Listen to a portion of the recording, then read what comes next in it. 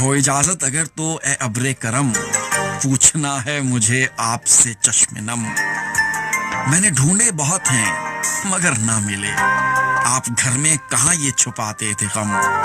والد محترم، والد محترم، اپنے سینے پہ مجھ کو سلاتے تھے جو پیارے ابو، وہ مٹی میں ہی سو گئے۔ میرے بچپن کے دن، وہ سنہرے سے دن، خواب جیسے تھے اور خواب ہی ہو گئے۔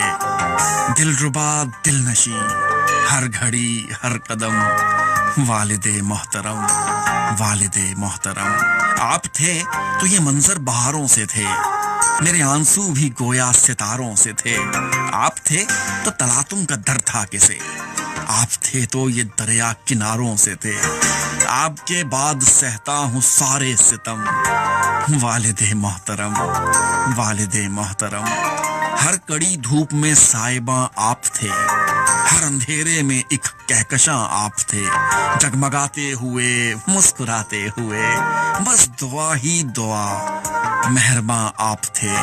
آپ کے پاؤں چھو لوں خدا کی قسم، والد محترم، والد محترم۔ میں نے سمجھا زمانے کے دکھ کچھ نہیں، اتنے رشتے نبھانے کے دکھ کچھ نہیں، حق کی بازی کمانے کے دکھ کچھ نہیں، اشک دل پہ گرانے کے دکھ کچھ نہیں۔ یوں چھپاتے رہے آپ رنج و علم، والد محترم، والد محترم۔ سبز و شاداب روشن مقامات ہوں آپ ہوں، اور جنت کے باغات ہوں، پھول خوشبو دعا روشنی دلکشی، یوں خدا کی ہمیشہ عنایات ہوں۔ پھر ملیں گے کبھی نہ جدا ہوں گے ہم، والد محترم، والد محترم۔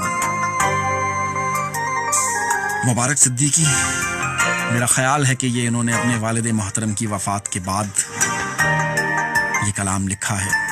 اللہ تعالیٰ ان کے والد محترم کو جنت الفردوس میں اعلیٰ سے اعلیٰ مقام عطا فرمائے، اور جتنے بھی